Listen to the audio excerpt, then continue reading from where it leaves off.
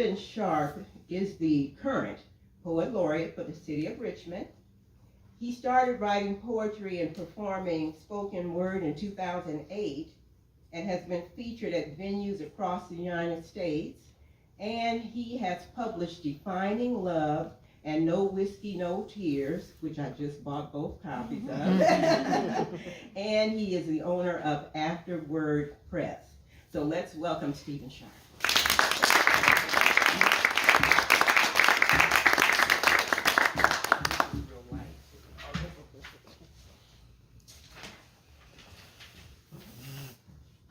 Thank you just so much, Jacqueline. Oops. Yeah. Very light. Yay! Where's your head?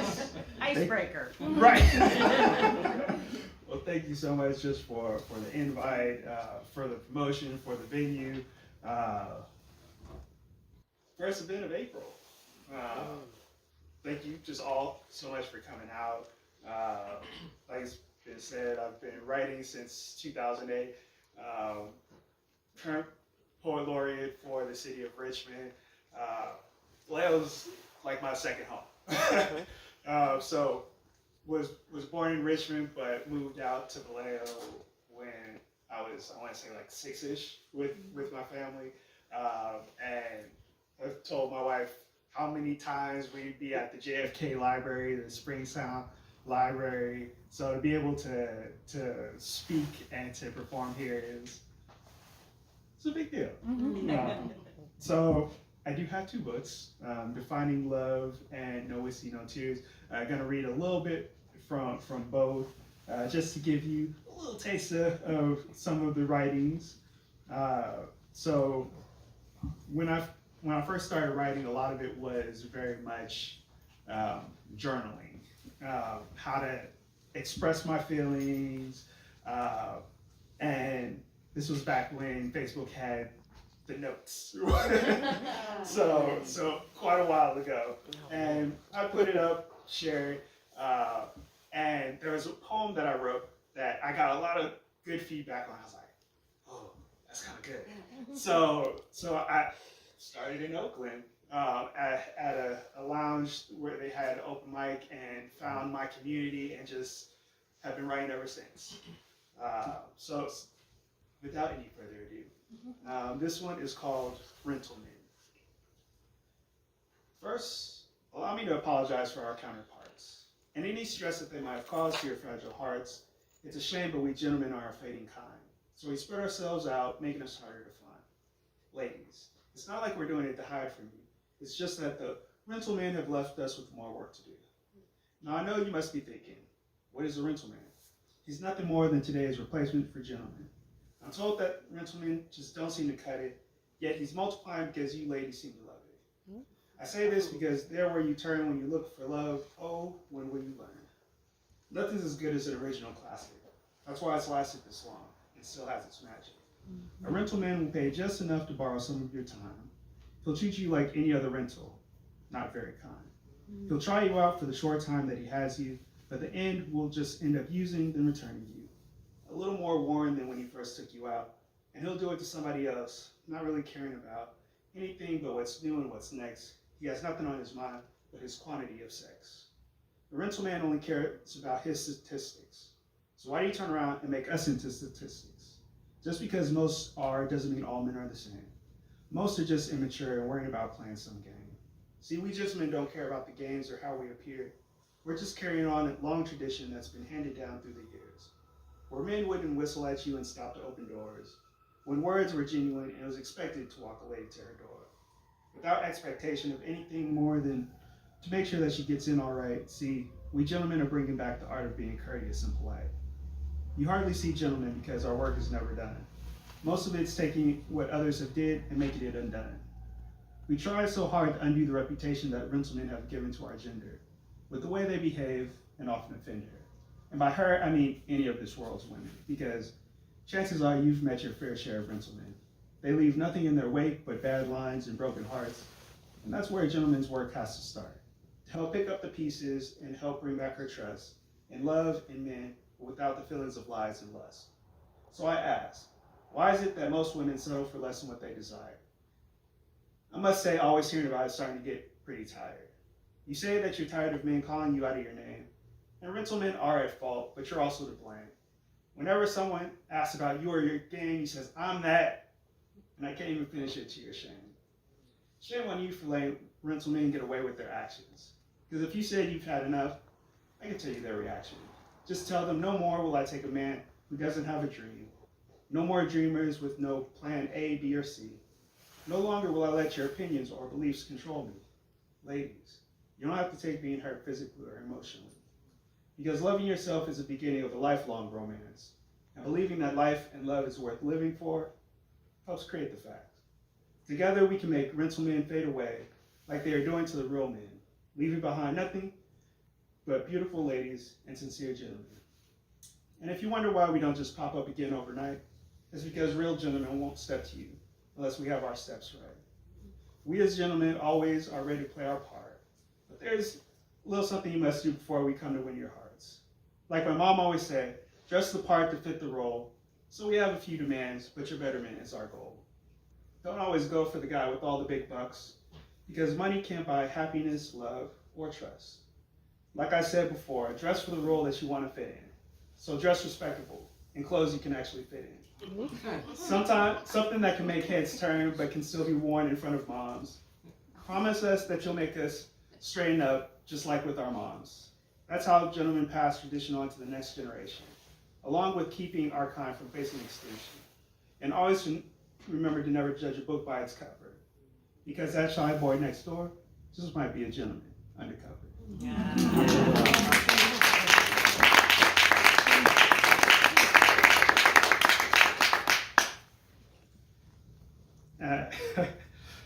So outside of that one, I want to say, out of this book, one of my favorite ones to perform, it kind of dovetails really nicely with that last one, because those that knew me when I was younger, if they saw, like those that I've lost touch with, if they saw me now, they'd be like, you're a poet? Like, you get in front and talk to people? Because growing up, I was very shy. And so this next one is called A Textbook Case of a Schoolboy Crush. Because as poets, we might have a way with words, but then there's those times where you just still don't know really how to say what you want to say.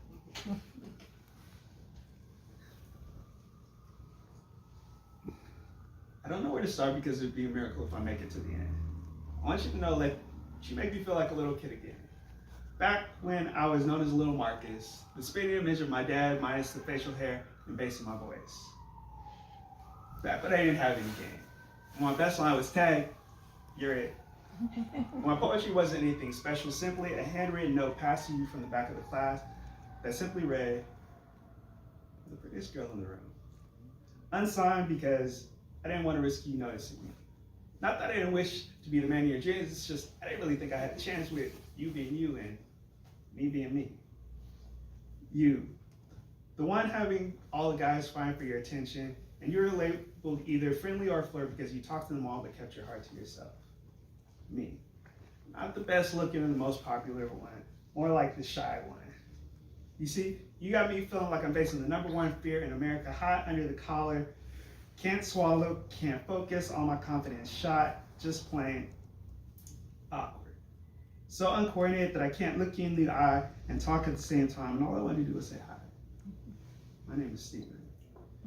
So when I finally work up the courage to say what I practice over and over in my mind, you reply in kind by giving me just a little bit of your attention and time. But hi was as far as I planned. So I'm stuck, speechless, because you blew my mind. And your smile turns into a laugh as you realize that I'm at a loss for words.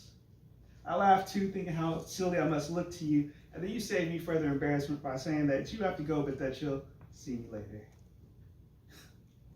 I guess it's just another textbook case of a schoolboy crush. Now that you're not here, I remember all the things that I wanted to say. I wanted to say that you shouldn't judge a book by its cover. That you should try me out because I'm a thicker book than most people have time to spend reading. Give it a little time and I could potentially be your favorite book. The one that contains stories that you don't mind hearing over and over again. I'll tell you the story of why the rainbow bows, how a star's twinkle got caught in a little girl's eye, and what a poet said his muse after 1,000 poems, and he still couldn't fully describe his muse's beauty. So believe me when I say I can help you get away. Give me your attention, I'll make you forget about everything outside of a 3-foot radius. I want to tell you that even though others might flip through my pages, you're the only one that ruffles them. So let's combine our stories and start a new chapter. Just remember that this book has legs, so don't try to leave me on the shelf because after so long, it might just get up and run away. But until then, tag. Yeah.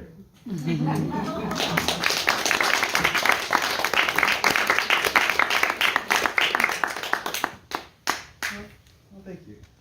Well, now that we got all the mushy stuff out of the way, so yeah, defining love is very much about love, relationships, and I wanted to shift gears a little bit with No Whiskey, No Tears. One, it has a lot of poems about things that we don't often talk about unless we have a little bit of liquid courage in us. So it's a book of those type of conversations, but then also just kind of overall encouragement. So this one is called Who Told You? While walking in this jungle that we call Earth, many will try to poke holes in the fabric of others' self-worth to patchwork their own lives. So I ask, who told you were flawed? Who told you that you are lacking something? Who told you that your curls needed to be straight? Was it the ones who don't have the natural? The same ones who produce products that straighten your hair by weakening it, slowly losing its shine and ability to hold itself together, breaking locks, leaving it brittle, and continuously shedding its former beauty. Who told you that you weren't the right size? As long as you're not so heavy that you make light of your health or too frail to stand strong in a storm, you are a walking work of art. Each stretch mark tells a story. The ones on your thighs grew from carrying the weight of the world, yet you still stand strong. And what about the ones along your side, reminding you of when you first learned how to cook for yourself and others? Who told you that you needed to be wrapped in designer clothes? It often costs the same to make as the lesser known brands, but with the right seal of approval, logo, companies can charge more. They're often worn by those needing validation by wearing the same things as celebrities. And what is a celebrity? People behaving crazily and some celebrate it. Why? Because of their freedom to express themselves? Because of that, I sometimes shed a tear. And who told you that men can't cry? Was it the ones that say that tears are a sign of weakness? It sometimes takes more strength to let them fall than to bottle them up. Don't let the pressure build up only for it to flare out of control on whoever might be too close for comfort but too far for understanding. I don't understand those hating on my honey graham cracker caramel complexion. Who told you that your chocolate skin wasn't gorgeous? Was it the ones who tanned to bridge the gap between our tones? The same ones whose skin isn't as tested as yours? You're full of melanin, looked at by society as a possible felon in waiting, when in reality, like a melon in waiting, you're ripe with potential. Who told you that you weren't smart? Was it the ones who have $200,000 receipts? Degrees, that say that they are? Some have graduated school but still haven't learned their lessons. Who told you that you were less because you've been through more? Don't you know that even diamonds have flaws and are made through almost unmeasurable, unbearable pressures? Who dared to tell you that you couldn't make your dreams come true? You'll never know your capacity unless you're willing to test your limits, learn from mistakes, and not be afraid of the unknown. Who made you ashamed of what you don't have instead of proud of your gifts and experiences? Did you eat that fruit that looked good but turned out to be rotten? Has it made you always second guess trying to take a bite of something new? Weren't you created pure, born beautiful, cut from the fabric of holy origins, essentially set apart by your uniqueness? Who told you that no one cared or would ever love you? Does everyone have the same eye color? Does everyone grow to be the same height? No matter how overwhelming the majority may seem, people are not all the same. The right ones just haven't found you yet. Just don't stay hidden or silent when they come looking. Thank you.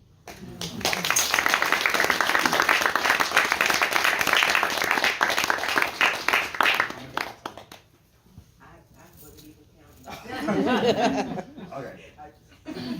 I'll do one more and then take my seat.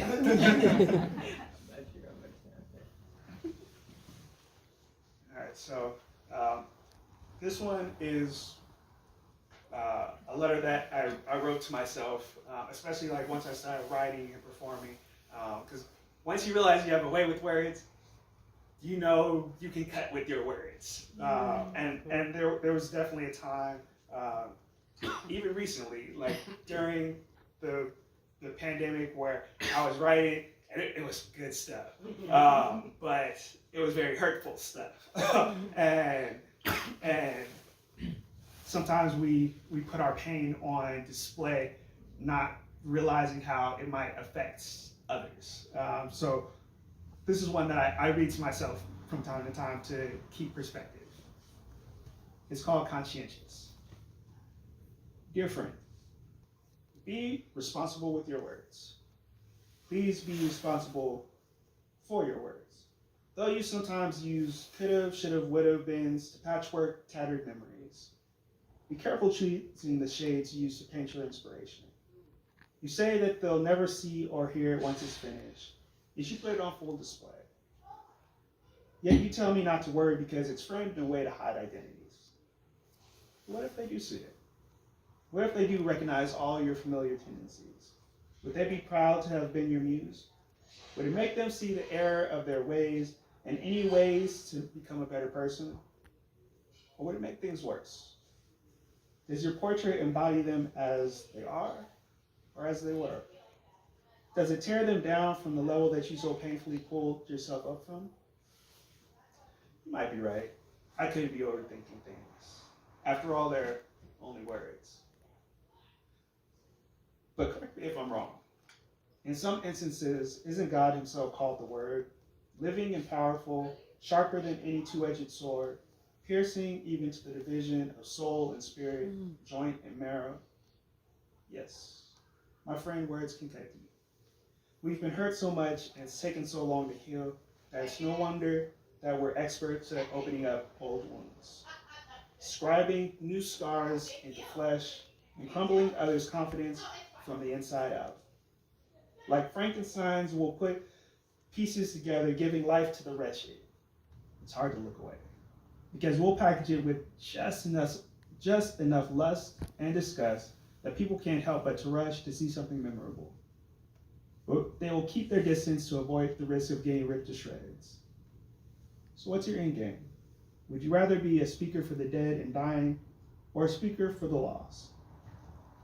Give voice to those who have lost smiles, lost love, lost relationships, lost a sense of self, lost motivation, or lost hope. Be a beacon for those who've become lost in transition, lost in the motion, and lost in the commotion. Do it because you were once lost, and sometimes still wander off the path. Leave a guide to growth for yourself and others. Just don't do it at the expense of another. Say what needs to be said, and vent in a vacuum when your growth will wither those around you. You have a responsibility, not just as a writer, but as a person. Sincerely, your Conscience. Thank you.